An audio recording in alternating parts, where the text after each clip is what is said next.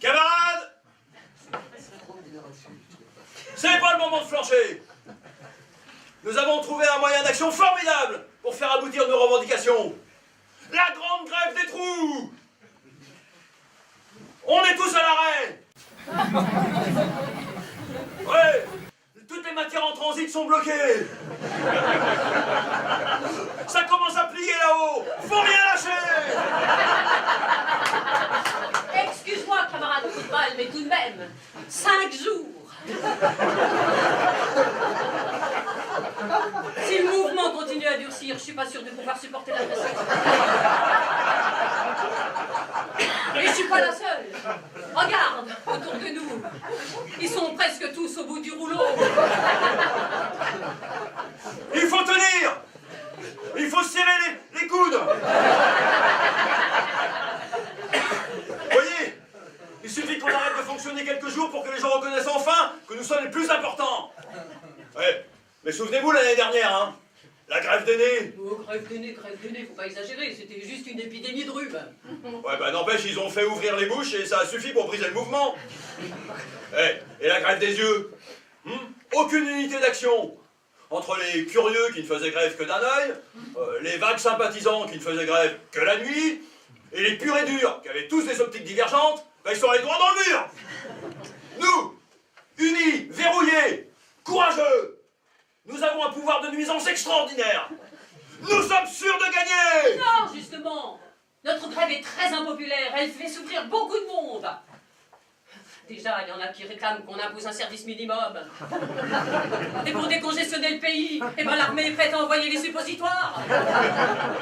Ouais, je sais, ils sont prêts à tout pour rompre le blocus. Mais nous ne plierons pas. Ni sous la menace militaire, ni sous la poussée populaire.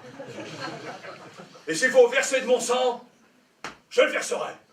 Pour la cause. Oh, la cause, la cause. Mais je sais bien qu'elle est juste, la cause. Mais je crois que les hommes ne sont pas capables de la comprendre. Et je crains que nous ayons raison trop tôt. Ouais, tu es venu là pour briser le mouvement, camarade trou de balle? Mais non. Tu t'es fait retourner par le parti digestif? Tu aimerais t'enfoncer les tripes? Les leaders digestes ne viendront jamais à bout de nous tous, même s'ils viennent à bout d'un. On ne peut se contenter de n'être considéré qu'une ou 2 semaines par an pendant les épidémies de gastro, au prix de cadences infernales. Nous voulons accéder à un minimum d'égard, d'estime, face à la pénibilité de notre travail. Nous ne voulons plus vivre cachés dans la honte et le mépris. Mais les autres organes voudront garder leurs avantages acquis. Jamais on ne pourra remplacer le cœur pour symboliser l'amour. Faut pas rêver, hein.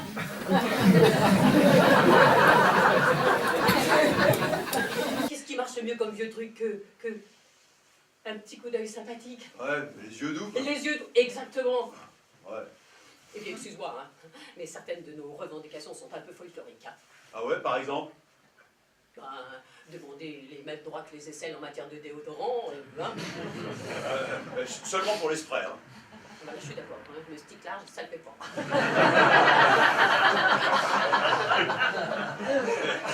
Mais c'est une juste revendication. Nous avons le droit de sentir bon. Et la retraite? La retraite à 60 ans, ça n'a aucun sens. Après 60 ans, anus artificiel pour tout le monde. Mais en moyenne, on travaille 2 minutes par jour, faut pas exagérer. Ouais, les ovaires ont bien la retraite à 50 ans en ne produisant qu'une fois par mois. Mais tout ça, c'est de l'artifice. Ça résout pas le problème de fond. Nous sommes des mal-aimés. Et tu auras beau tempêter, ça ne changera rien, au contraire. Et tu proposes quoi, toi, alors, concrètement, au lieu de faire la fine bouche? Pour essayer de séduire. Séduire? Oh bah oui! Ah, j'avais pas pensé. Comptons sur notre beauté et notre élégance naturelle. Ajoutons tout de même une petite touche de maquillage pour assurer le coup. Et allons conquérir la vénération des foules. Mais quand on est petit et moche, qu'est-ce qu'on peut proposer de mieux que d'avoir de l'humour? Moi, je sais pas, j'aimerais qu'il y ait quelqu'un qui ait un jour le culot d'écrire quelque chose de drôle, rien que sur nous. Les monologues du trou de balle ou quelque chose comme ça. Bon, alors ça marchera jamais. Hein. Bon. Allez, encore 2 jours de blocage et vous verrez, le cul deviendra plus important que le cerveau. C'est déjà le cas pour beaucoup. Je sais pas s'il faut s'en réjouir. Hein. Ouais. C'est la lutte finale. Serrons-nous et demain, tous les trous de balle seront numéro 1. Tous ensemble, c'est la lutte